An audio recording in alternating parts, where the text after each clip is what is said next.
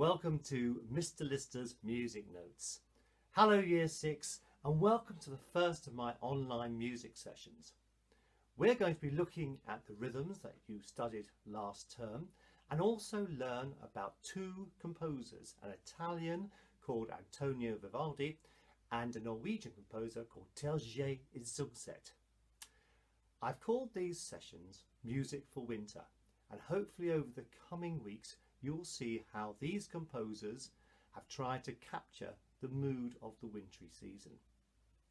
But first you'll need to make a simple hitting or shaking instrument to use with our rhythm work. Can you find a plastic box just like this and fill it with a little bit of pasta or rice and put an elastic band around it as well, just to make sure the lid is secure and doesn't come flying off and there's rice everywhere. So that's that, and we also need, if you can, find something like a biscuit tin so you can have a bit of a drum as well. It's all designed just to make the rhythmic work a little more exciting. So pause the video now please and find your rhythmic instrument, and in a moment I will see you again. Hello again. Have you got your instrument handy? Something like this you can bang? Anyway, you're going to need it shortly, not just yet, but shortly. So last term we looked at different time values, and the first time value that you remember will be this one, the crotchet, all right, which we know is worth 1 beat. Yep, okay, there. So the crotchet, it gives us this fundamental beat in all our music. 1, 2, 3, 4, 1, 2, 3, 4, 1, 2, 3. Okay, we know that one and we've seen that one many times. However, you also came across another one which was called the minim, and the minim is worth 2 beats. Right, that means worth 2 beats. So this time if we count our crotchet and we go 1, 2, 3, 4, 1, 2, 3, 4, 1, 2, 3, 4, 1, 2, 3, 4. You can hear, of course, how the minim is worth 2 beats. It takes longer to get through the minim than it does the crotchet. Then, of course, we had the one that's worth 4 beats, which, if you remember, is this one here, and it's, of course, the semi-breve. The semi-breve. Well, here's the semi-breve. If we're still counting our crotchets are still going this speed. 2, 3, 4, 1. If I was to hold the semi-breve length, it would be this. 1, 2, 3, 4. 2, 3, 4. 2, 3, 4. 2, 3, 4. Okay, that's how those work. And the one, of course, that we've not mentioned yet, there is my little list here, which you know all about, is of course the quaver. Well, the quaver, there it is, all right, written as a single one, but most of the time you'll see it like this. It's beamed across the top of that, and the quavers are the fastest time value that we've looked at so far. And if we go back to our crotchet beat, which is 1, 2, 3, 4, 1, 2, 3, 4, our quavers are going to be twice as fast as that, aren't they? Okay, so you've hit 2 of them for every crotchet. 1 and 2 and 3 and 4 and 1 and 2 and 3 and 4. 1 and 2 and 3 and 4. And if I keep the crotchet going in the left hand, 2, 3, 4. The quavers in the right.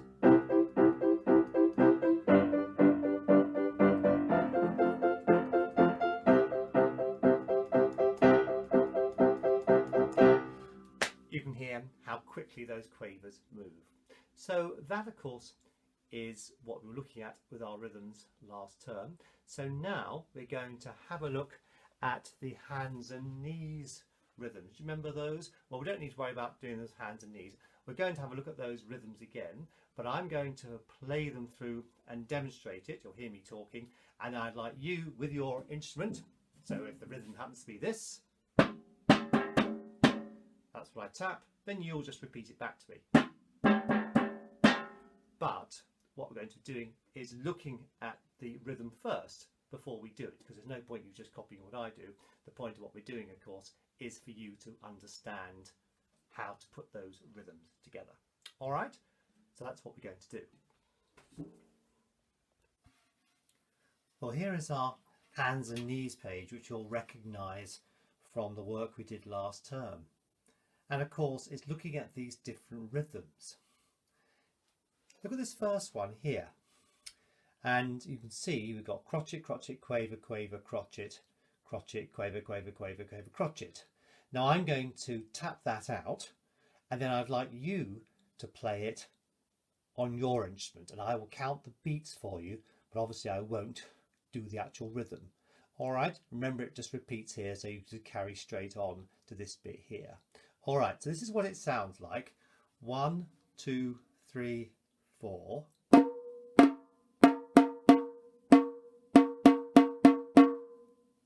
Now you have a go. 1, 2, 3, 4. 1, 2, 3, 4. 1, 2, 3, 4. 1, 2, 3, 4. 1, 2, 3, 4. There, how well did you do with that? Okay, let's try this next one. Here is this phrase, which ends with a minim, a long note. Of course, you can't sustain that, but we can still tap it, can't we? All right, and it goes like this. 1, 2, 3, 4. 1, 2, 3, 4. 1, 2, 3, 4. Now you try. 1, 2, 3, 4. 1, 2, 3, 4.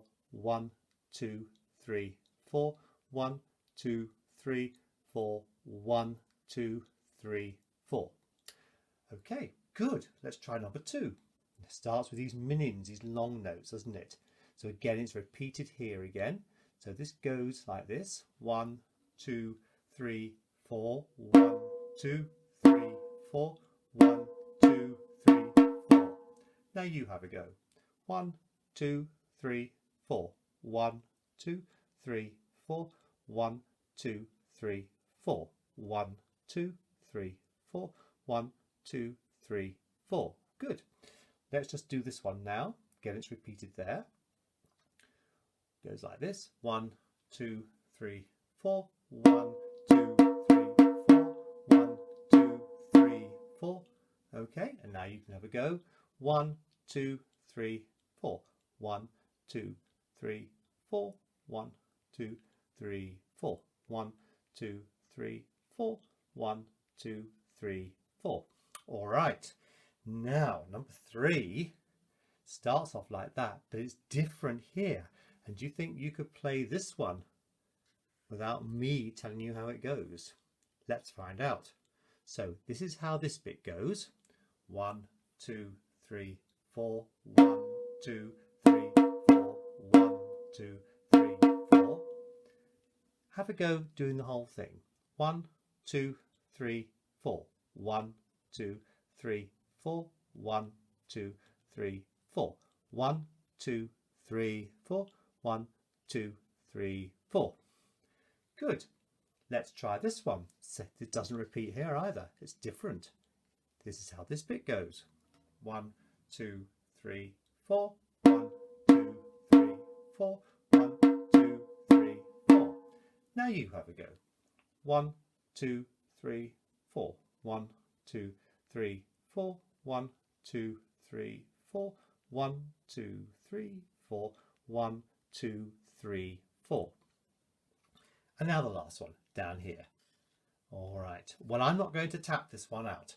I want to see if you can clap it straight through to here and then straight through from there to there. All right. So here we go. I'm going to count you in just up to here. 1, 2, 3, 4. 1, 2, 3, 4. 1, 2, 3, 4. 1, 2, 3, 4. 1, 2, 3, 4. How did you do? How did you do? I'm going to now play that for you, and you can play along with your instrument as well. 1, 2, 3, 4. 1, 2, 3, 4. 1, 2, 3, 4. 1, 2, 3, 4. 1, 2, 3, 4. How did you do? Last one, same thing again, You have a go at playing this all the way through. Here we go. 1, 2, 3, 4. 1, 2, 3, 4. 1, 2, 3, 4. 1, 2, 3, 4. 1, 2, 3, 4. Did you manage it? Let's see. Here it is, me playing it for you. 1, 2, 3, 4. 1, 2, 3, 4. 1, 2, 3, 4. 1, 2, 3, 4. 1, 2, 3, 4. Well, that brings us to the end of our instrumental work. So you can put your instrument down now. And we're going to now think about one of the composers that we spoke about earlier on, which of course is Antonio Vivaldi. Vivaldi was an Italian and came from Venice, and the period of history that he comes from is known as the Baroque period, and that is anything really associated in Europe between 1650 and 1800, that sort of period of time. And the Baroque period really influenced all sorts of life at the time, and much of the influence was to do with ornamentation, making everything very decorative. So the architecture, like St Paul's Cathedral or St Peter's Basilica in Rome or St Mark's in Venice, was very decorative. Also the dancing would be very, very florid and a lot of movement going on, and of course it affected music as well. A lot of notes everywhere, and that's why when you listen to Vivaldi or Bach or Handel, all those composers from the Baroque time, we realise of course that so much of it is very ornamental and decorative with a lot of notes. So if you want to have a look at pictures of St Paul's Cathedral in London, or St Mark's in Venice, or St Peter's at the Vatican, and you'll see there's an awful lot of decoration in the brickwork. Yeah, it gives you some idea of this period that we're talking about. So we've learned a little bit about the Baroque period of music, this period which happened between sort of 1650 and 1700, give or take a few years. All right, a period which was in the 17th and 18th century. So the Baroque period obviously had a smaller orchestra, which we'll talk about in a moment, but one of its main instruments that it did have was something called the harpsichord. And here is a picture of the harpsichord, if you can see that there. All right, and it looks like a piano. It looks like a piano, but it's not a piano. It's not a piano. It's very different to a piano. A piano, you know, sounds like this.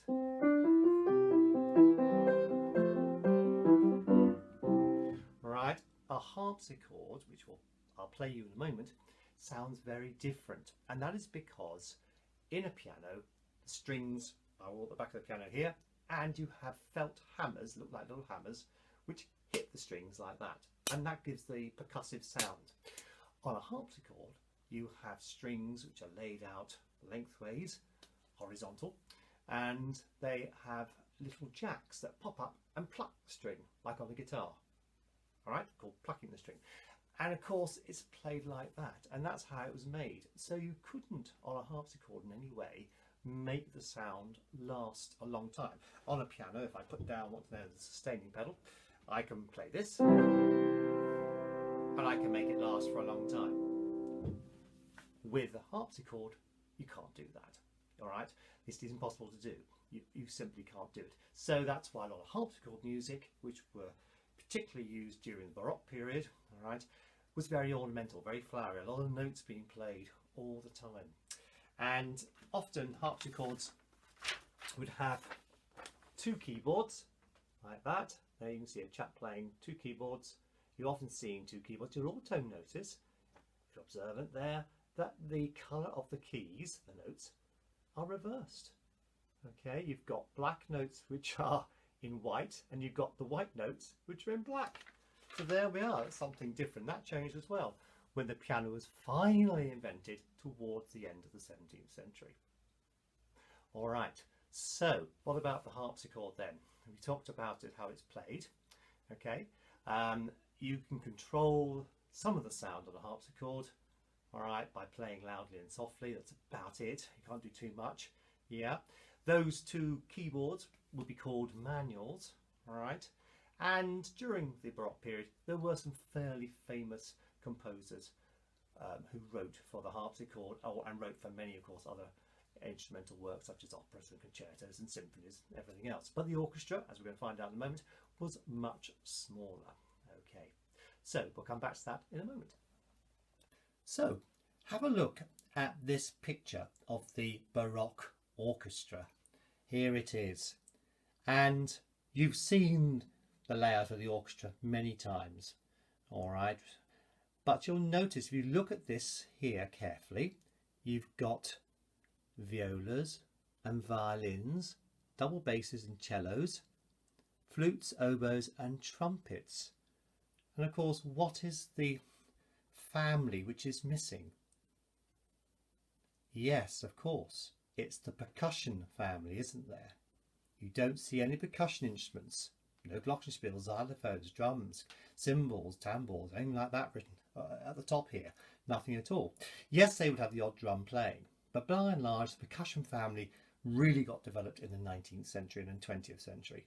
So the Baroque orchestra is much smaller, and it wouldn't have had a huge number of these instruments either. But it did have, there's our new instrument, the harpsichord, sitting in the middle there, all right? And the harpsichord would have been a very important part of the Baroque orchestra, mainly because the pianist or the harpsichordist would be sitting here and would not only play the harpsichord, but would also conduct it as well. I'm going to raise the book up a little bit, and you can see there now that there's a picture of someone conducting from the harpsichord. There we are. And this is all very relevant to the composer we're going to be thinking about, Antonio Vivaldi, because this is the world he lived in, where he had the harpsichord and he had a smaller Baroque orchestra, and we're talking about the period really from sort of 1650 to 1800, all right, 1650, 1750. It's that sort of time, you know, when we're looking really at the 17th and 18th centuries, the 17th and 18th centuries.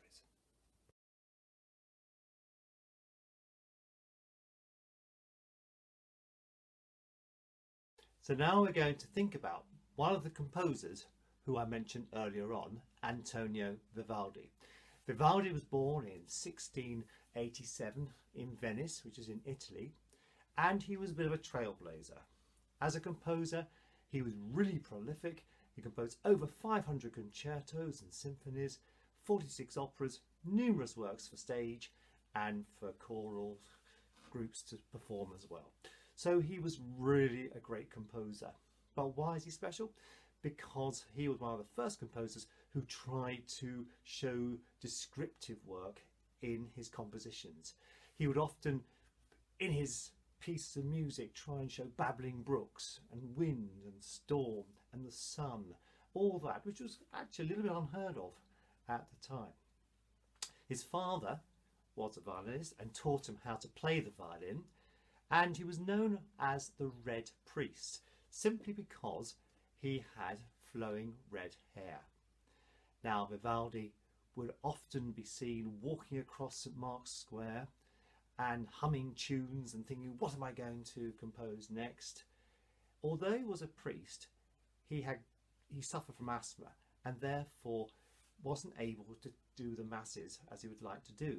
So he decided he would just retire gracefully into teaching, and he went and worked at a girls' orphanage where he managed to compose lots of music for their orchestra and for their choir.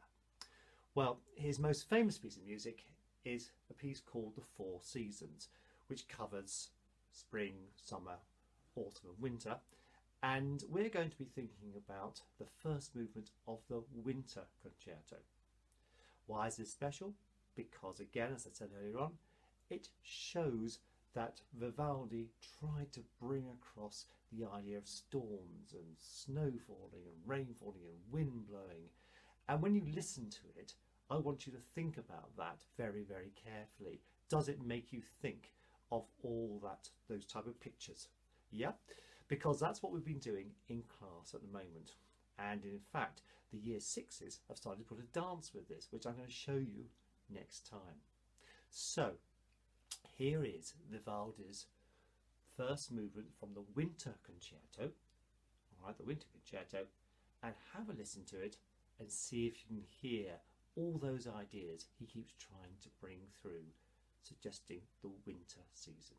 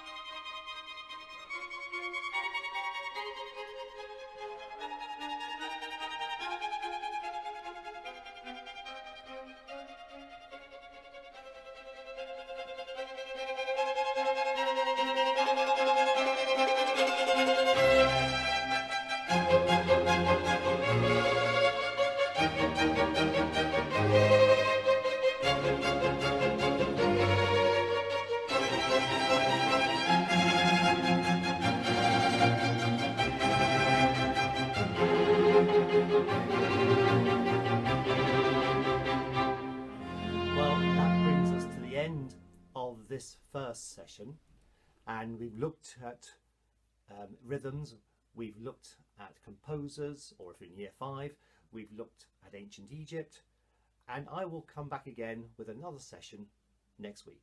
All right, thanks for joining me. See you then. Bye bye.